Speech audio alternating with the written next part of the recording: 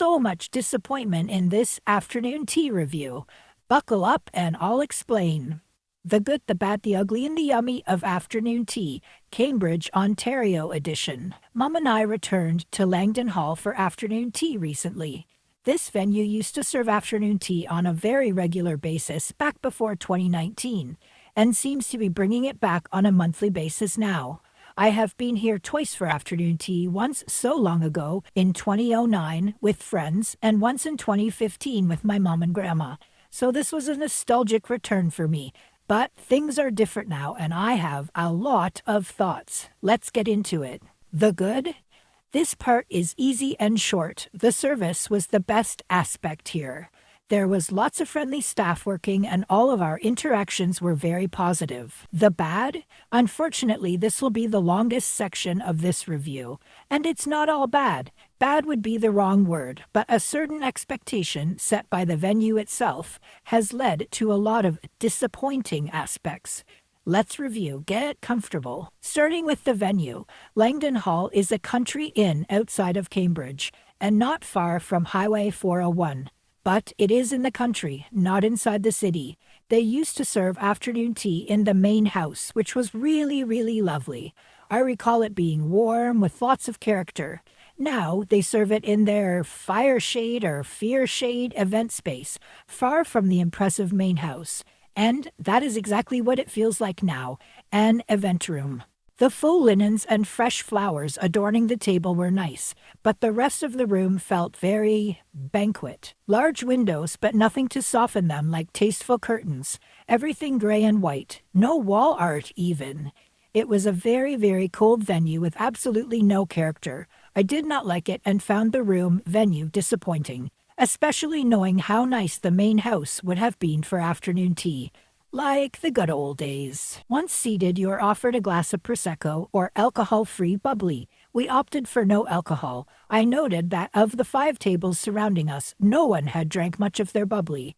I think this should be an optional add-on so they can lower their base price. The tea selection was also disappointing. There were only 6 tea options. A couple were caffeine-free, but there were no herbal choices for folks who care about that. And no Earl Grey. Sad face! I recognize these 6 options as the Sloan brand of tea in tea bags, and as I've noted a few times before, this is a decent quality tea, but the options are limited, and I am very tired of seeing it at tea venues in Ontario. Disappointing. Mom and I both chose Heavenly Cream as the closest thing to Earl Grey. The tea here was not special in any way. The savories were also not bad, but disappointing.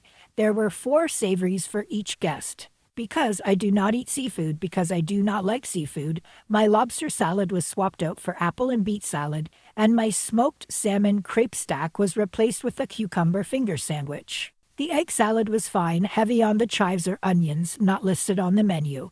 The size of these finger sandwiches were a literal finger. Yes, I have fatty fingers, but they were still really, really small. The cucumber one tasted good.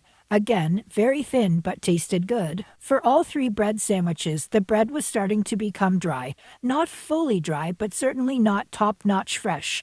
This was a storage issue from making them ahead of time. And we ate them first when they arrived. Dry bread needs to be fixed. Not acceptable. The Coronation chicken salad was strong and flavorful, and I liked it. But did I mention these sandwiches were tiny? Like a quarter of a slice of bread? They needed to be about double the width, like 2 fatty fingers worth. The beet and apple salad wasn't that great for me, nor my mum. Mom loved the salmon crepe stack savory the best. She said it was delicious, so yay for the salmon eaters. It's notable that Langdon Hall seems to consider itself a culinary destination. At least that's the vibe I get from their social media and their website. As such, my expectation was higher, and I was disappointed in these sandwiches. Things didn't really improve with the scones, although we did each get 2 scones, and we do prefer that over a single scone. I divided the shared creamy mixture and raspberry compote between us.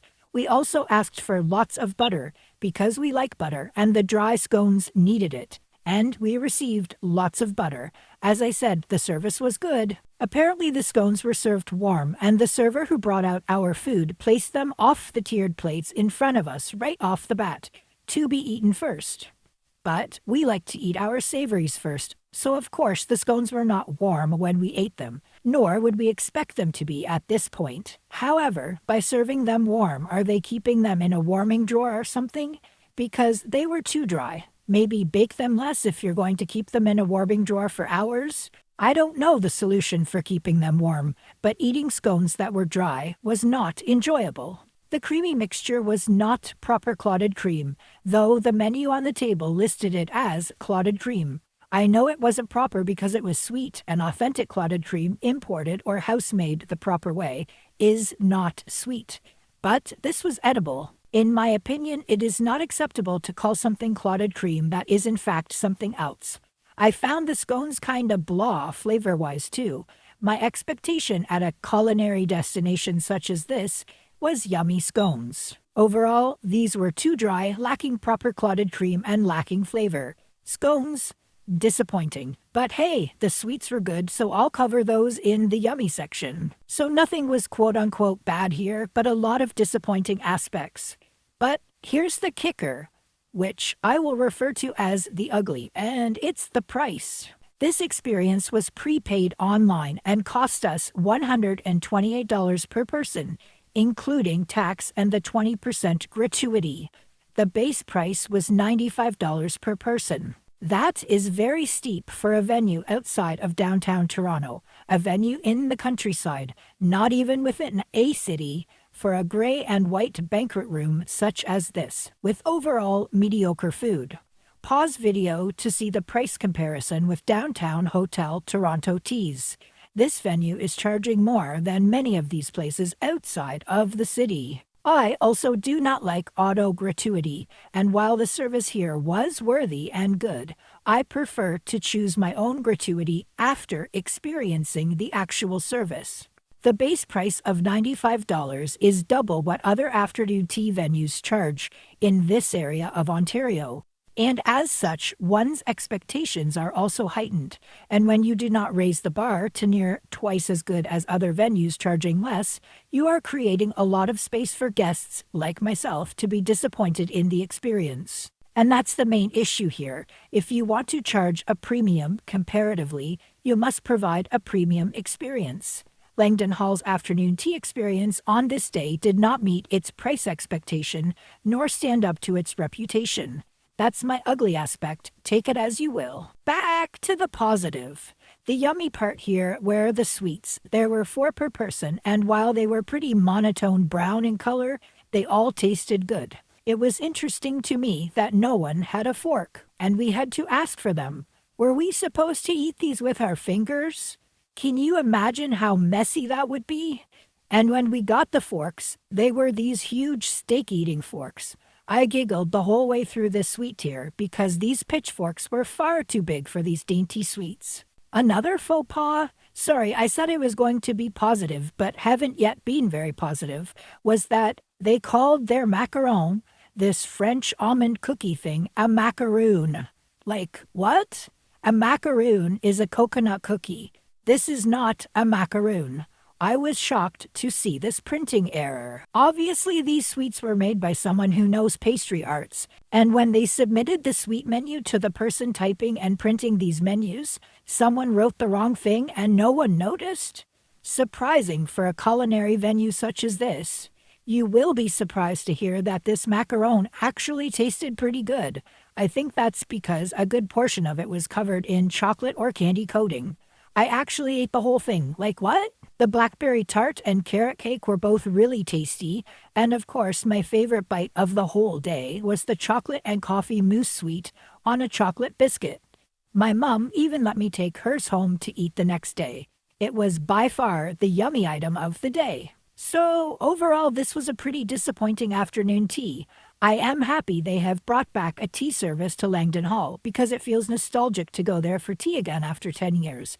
But they are no longer the only tea gig in the region, like they may have been 10 years ago, and they need to step up their game if they're going to charge such a premium in their new, boring banquet room. I don't even know how to rate this. I want to say 2 out of 5, but its reputation should have it sitting closer to 3 or more. What do you think? Nostalgia aside, how would you rate this afternoon tea? Share your impressions in the comments below, and thanks for watching this long food review, tea friends.